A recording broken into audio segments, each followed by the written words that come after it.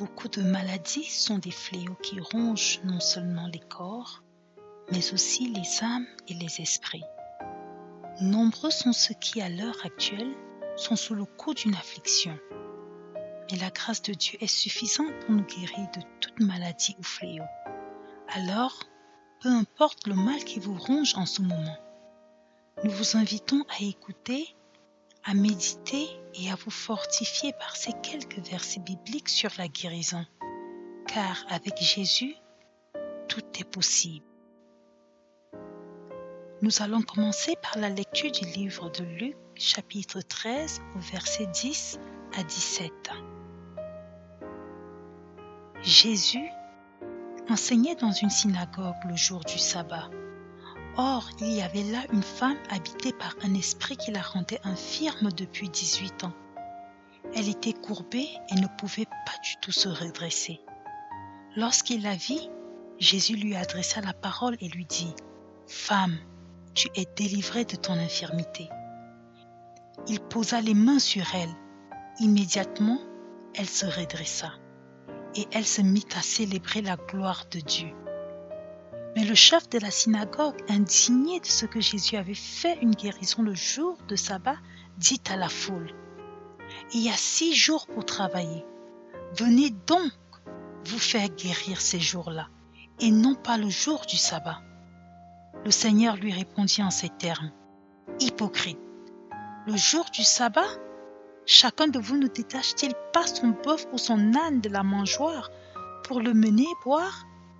Et cette femme qui est une fille d'Abraham et que Satan tenait attachée depuis 18 ans, ne fallait-il pas la délivrer de cette chaîne le jour du sabbat ?»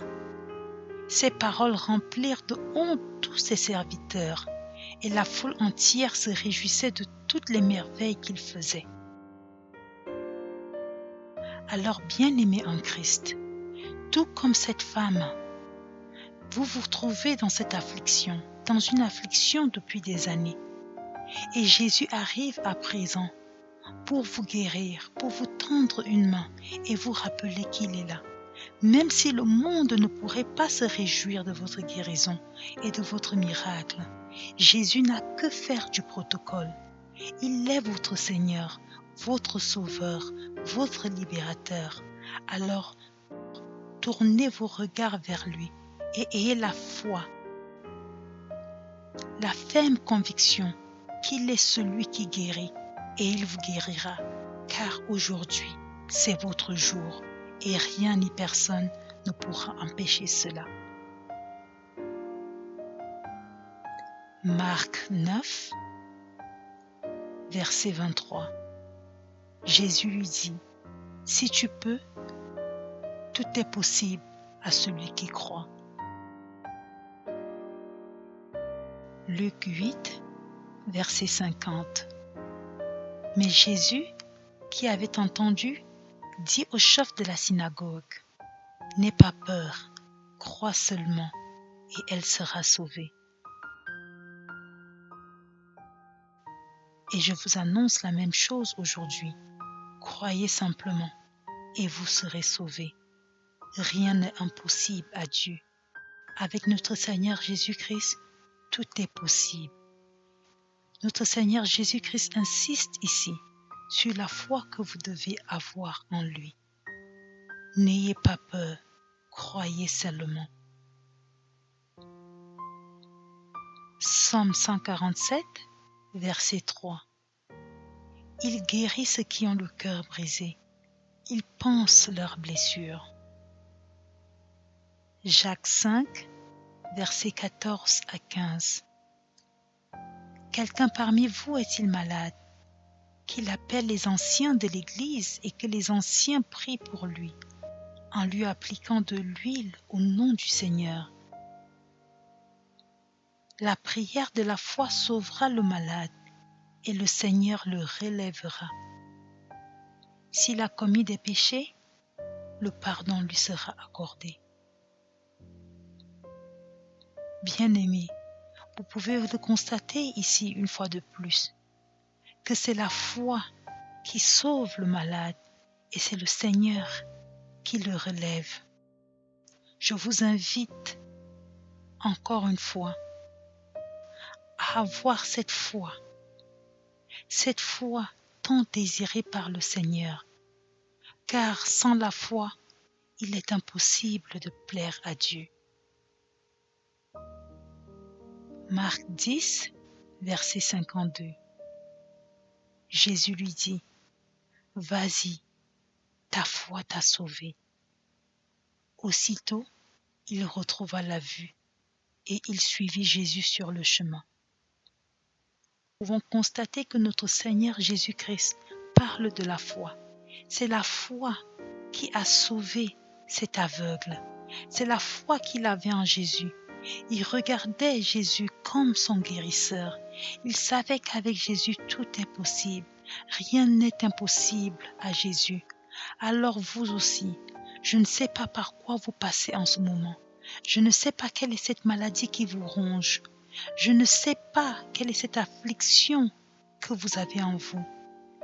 Mais ayez la foi. Jésus est le même hier, aujourd'hui et pour toujours. Il n'a pas changé. Le même Jésus qui a permis à cet aveugle de retrouver la vue est celui qui vous guérira aujourd'hui. Matthieu 10, verset 8. Guérissez les malades, ressuscitez les morts, purifiez les lépreux, chassez les démons. Vous avez reçu gratuitement, donnez gratuitement. Proverbe 17, verset 22. Un cœur joyeux est un bon remède, mais un esprit abattu dessèche les eaux. Jacques 5, verset 16. Avouez-vous donc vos fautes les uns aux autres et priez les uns pour les autres afin d'être guéris. La prière du juste agit avec une grande force. 2 Chroniques 7, verset 14. Si mon peuple, celui qui porte mon nom, s'humilie, prie et me cherche, et s'il renonce à ses mauvaises voies, je l'écouterai du haut du ciel. Je lui pardonnerai son péché et je guérirai son pays. Ésaïe 53, verset 5. Mais lui, il était blessé à cause de nos transgressions, brisé à cause de nos fautes. La punition qui nous donne la paix est tombée sur lui. Et c'est par ses blessures que nous sommes guéris.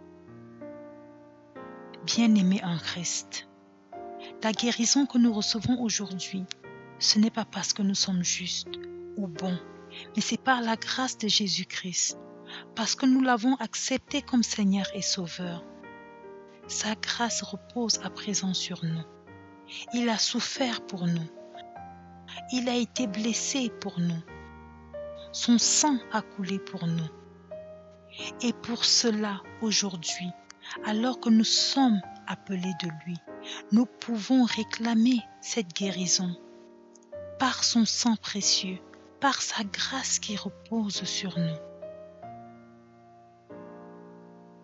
Malachie 3, verset 20.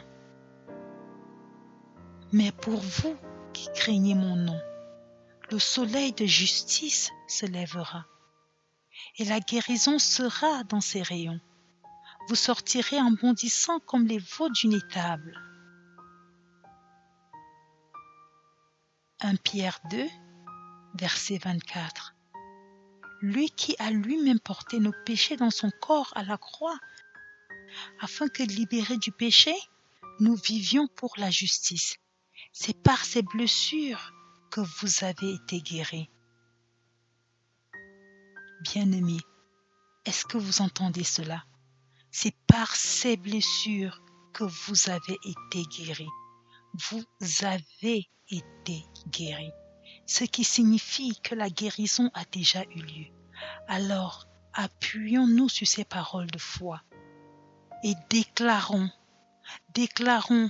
oui, nous sommes guéris. Oui, le Seigneur a déjà payé pour nos péchés. Il a porté nos péchés. Et c'est par ses blessures que nous avons été guéris. C'est par ses blessures que nous avons été guéris. Nous parlons de cela au passé. Nous avons été guéris. Alors, peu importe si en ce moment, nous ressentons de la douleur dans notre corps. Peu importe ce par quoi nous passons en ce moment. Le Seigneur a déjà payé le prix et nous avons été guéris. 2 Rois 20, verset 5. Retourne annoncer à Ézéchias, le chef de mon peuple. Voici ce que dit l'Éternel, le Dieu de ton ancêtre David. J'ai entendu ta prière, j'ai vu tes larmes. Je vais te guérir, et dès après-demain, tu pourras monter à la maison de l'Éternel. Luc 10, verset 9. Guérissez les malades qui s'y trouveront et dites-leur, le royaume de Dieu s'est approché de vous. Matthieu 9, verset 12. Mais Jésus, qui avait entendu, leur dit, ce ne sont pas les bien portants qui ont besoin de médecins, mais les malades. Exode 15, verset 26. Il dit, si tu écoutes attentivement l'Éternel ton Dieu, si tu fais ce qui est droit à ses yeux, si tu prêtes l'oreille à ses commandements, et si tu obéis à toutes ses prescriptions, je ne te frapperai d'aucune des maladies dont j'ai frappé les Égyptiens, car je suis l'Éternel, celui qui te guérit.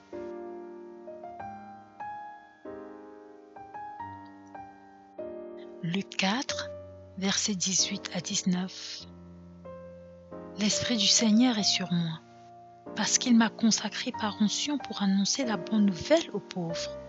Il m'a envoyé pour guérir ceux qui ont le cœur brisé, pour proclamer aux prisonniers la délivrance et aux aveugles le recouvrement de la vue, pour renvoyer libres les opprimés. Psaume 146, verset 8. L'Éternel ouvre les yeux des aveugles. L'Éternel redresse ceux qui sont courbés. L'Éternel aime les justes. Psaume 107, verset 20. Il a envoyé sa parole et les a guéris. Il les a fait échapper à la tombe. Jérémie 17, verset 14. Guéris-moi, Éternel, et je serai guéri. Sauve-moi, et je serai sauvé, car tu es le sujet de ma louange. Bien-aimé, c'est le Seigneur une fois de plus qui nous guérit. Si le Seigneur l'a dit, si le Seigneur l'a déclaré, alors nous sommes guéris. Si le Seigneur sauve, alors nous sommes sauvés. Si le Seigneur accomplit, alors cela est fait. Et j'aimerais une fois de plus, frères et sœurs en Christ, vous dire, vous annoncer, proclamer que le sang de Jésus a déjà coulé sur la croix pour nos péchés. Il est notre Rédempteur, notre Sauveur. Par ses meurtrissures, nous sommes guéris. Je le répète encore une fois, par ses meurtrissures, nous sommes guéris. Il a dit lui-même à la croix, c'est accompli. Alors oui, c'est accompli. Votre guérison est accomplie. Nous sommes héritiers du royaume. Nous sommes sauvés. Et j'aimerais terminer par ces paroles. Par ces meurtrissures, par ces blessures, nous sommes guéris.